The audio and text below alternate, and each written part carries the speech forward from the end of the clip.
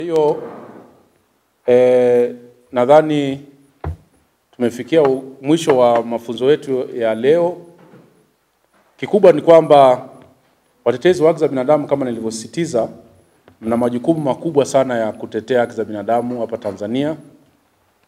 Majukumu yenu ya utetezi wa haki za binadamu yakiyumba, manake ni nini? Ni kwamba hali ya haki za binadamu na yenyewe itayumba. Yaani kuna mategemeo, kuna uhusiano mkubwa kati ya nguvu, uwezo na hali ya watetezi wa haki za binadamu na hali ya haki za binadamu katika maeneo husika. Kwa mfano katika wilaya, kama katika wilaya hakuna watetezi imara wanaotetea kwa mfano haki za watoto, manake utegemee ukiukwaji mkubwa wa haki za watoto katika maeneo hayo ya wilaya hiyo.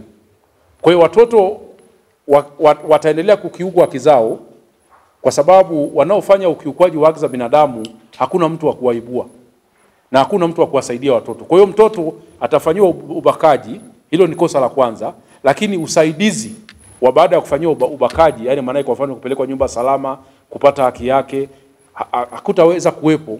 Maana tutakuwa ni nini? Haki za binadamu zikivunjwa, halafu kama sivyofanyiwa kazi, maana inakuwa ni uvunjaji wa haki za binadamu mara mbili. Kwa hiyo nafasi yenu kama watetezi wa haki za binadamu kwenye jamii ni muhimu sana. Tunajua kabisa kwamba utetezi unakwenda pamoja na changamoto na riski za kiusalama, lakini hata siku moja hakuna mtu aliyesema kwamba kwa sababu mambo ya utetezi yana changamoto za kiusalama basi tuache kuwa watetezi wa haki za binadamu. Dunia hii imefanikiwa kufika hapa tulipo kuwa salama kwa sababu kuna watu walisimama wakatetea. Kabla ya vita vya pili vya dunia kulikuwa kuna ukiukwaji mkubwa sana wa haki za binadamu, lakini watu walisimama wakatetea. Utetezi ni swala, ukishaamua kuwa mtetezi, jaribu kuyaishi hayo maisha ya utetezi. Kama unatetea wafugaji, kama unatetea wakulima, unatetea wanawake, watoto, makundi maalum, unatetea demokrasia, uhuru wa kujieleza, simamia. Cha msingi ni kwamba utetezi wako ufanye katika misingi ile ambayo ni ya kisheria. Yaani usifanye utetezi wako ukaenda kuvunja haki za wengine, usifanye utetezi ukavunja sheria za nchi. Na ndio maana sisi tunasajiliwa kwa mujibu wa sheria, tunafanya kazi zetu kwa mujibu wa sheria, na wakati mwingine ni vyema sisi kujitofautisha na watu wengine wanaofanya utetezi ambao wanakuwa nje ya mifumo ya kisheria. Sisi ni taasisi ambazo zinajulikana. Ni taasisi ambazo tunafanya kazi za utetezi, tunafanya kazi za ushawishi, na utetezi sio tu kupiga kelele kwamba mtu fulani ameonewa au kukemea, ni pamoja na kufanya ushawishi, advocacy. Manake kuna jambo fulani halijaenda sawa, unaitafuta serikali, viongozi wa serikali unawaambia hapana, tukae tujadili swala halijaenda sawa. Kuna sheria ambayo ina changamoto, tukae chini tujadili tubadilishe sheria. Kuna vitu ambavyo havijakaa sawa, tukae tujadili kama serikali. Kwa hiyo huo ndio utetezi ambao tunasema ni utetezi ambao unazingatia misingi ya utetezi wa haki za binadamu.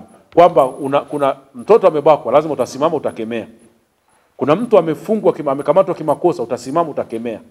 Lakini wakati mwingine huo wewe kama mtetezi utahitaji kufanya ushawishi na advocacy. Utaitafuta serikali, utakaa meza moja na serikali mtazungumza. Kwa hiyo sisi lugha zetu na matendo yetu wakati wa utetezi yanapaswa yatufanye tuendelee kufanya kazi ya utetezi katika mazingira salama.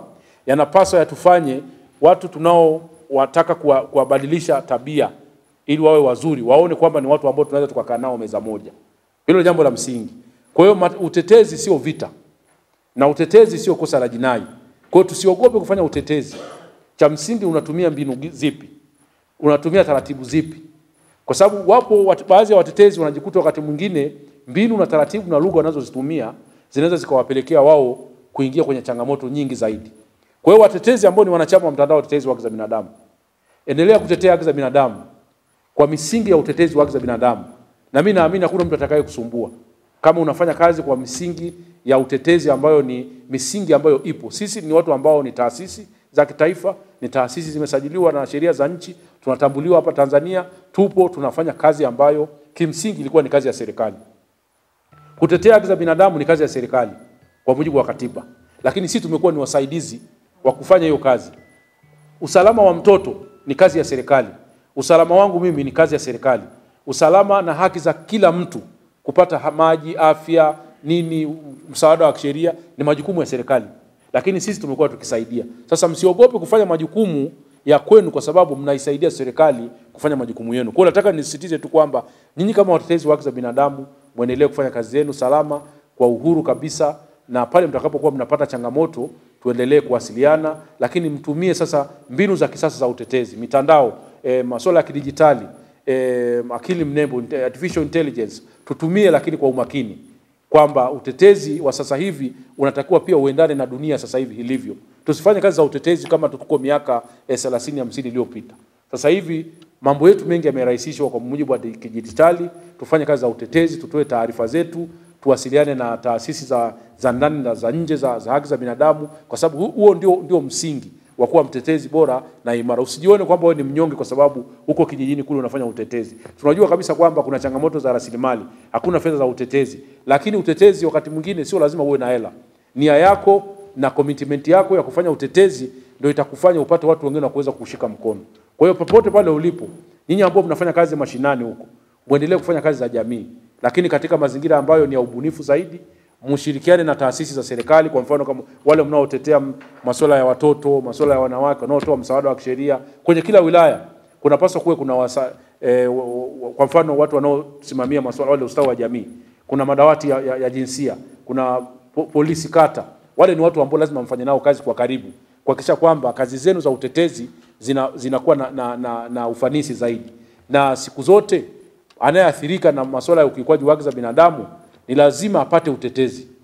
Ndio maana tunasema ukimwacha mtoto akafanywa ukatili, alafu wewe kama mtetezi unaogopa unakaa pembeni, itakuwa hujajua majukumu yako. Hata siku moja vitisho vipo, lakini usiache kumtetea mtoto fulani aliyebakwa, aliyefanywa ukatili, kwa sababu unaogopa kwamba aliyefanya hivyo atakudhuru. Unachotakiwa wewe ni kutoa taarifa. Kama unaona jambo liko juu ya uwezo wako, tafuta wengine walioko juu wakusaidie, kwamba mimi niko hapa, mtoto amebakwa na aliyembaka ni mtu fulani, naogopa mimi kufuatilia, toa taarifa kwa wengine. Tutaingilia kati na ule mtoto atapata usaidizi. Pamoja na mambo mengine yote yanayohusiana na swala la haki za binadamu, na washauri sana